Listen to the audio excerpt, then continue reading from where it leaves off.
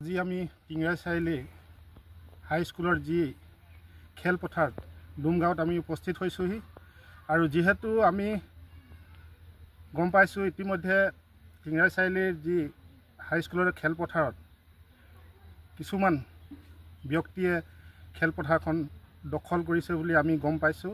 তাৰ কাৰণে আমি পৰ্যবেক্ষক হিচাপে আমি আজি কেইবাটা দল সংগঠন আৰু বৃহত্তৰ টিংৰাই চাৰিআলিৰ নাগৰিক মঞ্চ হৈ আমি ইয়াত উপস্থিত হৈছোহি আৰু আমি টিংৰাই চাৰিআলিৰ হেডমাষ্টাৰৰ লগত ইতিমধ্যে আমি কথা পাতিলোঁ।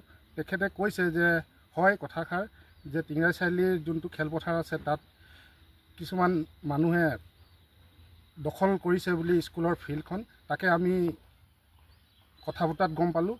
তেখেতে কৈছে যে এই ফিল্ডখনৰ 13 বিঘা 4 কঠা মাটি আছে বুলি ইতিমধ্যে আমাক জনাইছিলে আৰু ইতিমধ্যে আমি গম পাইছোঁ যে এই মাটি যি আবণ্টন কৰিবৰ কাৰণে চক্ৰ বিষয়াক যিখিনি নথিপত্ৰ দাখিল কৰা হৈছে আৰু এই হিচাপত আমি টিংৰাই চাৰিআলি হাইস্কুলক কথা দিছোঁ যে আমাৰ যি খেলপথাৰ আছে ল'ৰা ছোৱালী কণ ভাইটিসকলৰ যি ভৱিষ্যতৰ কাৰণে এই খেলপথাৰখন আমি জীয়াই থ'বৰ কাৰণে আমি এই দল সংগঠন ওলাই আহিছোঁ আৰু যোন কেইজন ব্যক্তিয়ে ইয়াত দখল কৰি থৈছে আমি অতি সোনকালে উচ্ছেদ কৰিবৰ কাৰণে আমি সাজু আছোঁ। ধন্যবাদ।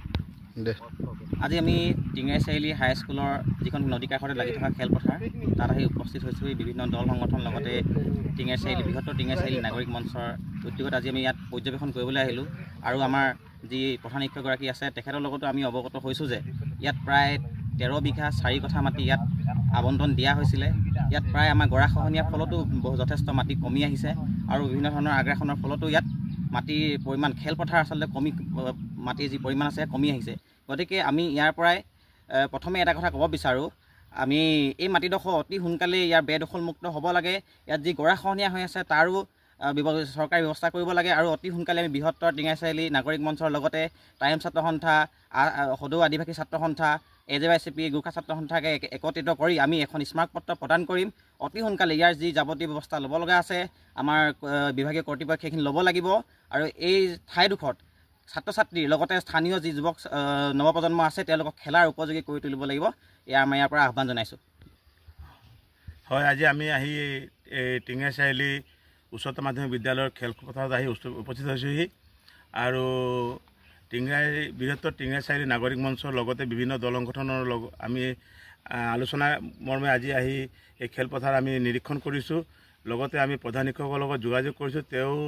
তেওঁ জানিবলৈ দিছে যে খেলপথাৰখন কিছু মাটি বেদখল হৈ আছে। গতিকে আমি সকলোৱে এই খেলপথাৰখন মুক্ত কৰিবৰ বাবে আমি আজি প্ৰচেষ্টা হাতত লৈছোঁ। এই বিষয়ে আমি পৰৱৰ্তী সময়ত আমি চক্ৰ বিষয়া কাৰ্যালয়ত গৈ আমি স্মাৰকপত্ৰ প্ৰদান কৰিম আৰু লগতে মণ্ডলৰ জৰিয়তে আমি যোগমাক কৰি খেলপথাৰখন আমি সম্পূৰ্ণভাৱে সীমা মাৰি দিম।